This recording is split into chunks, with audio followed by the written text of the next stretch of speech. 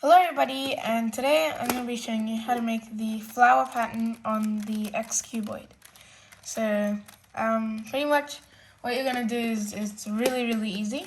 So you're going to hold it whichever way you want, with like this big face facing the top. You can hold it this way as well, and you can hold it any direction. But I'm just going to hold it this way because the logo is there. And, okay, so now you're going to turn this middle layer like upwards, like that. And then you're going to turn this middle layer to the left, like that. And then you're going to turn this middle layer back down. And then you're going to turn this middle layer back to the right. And there you go, it's as easy. So you have like these two things sticking out from the top and bottom.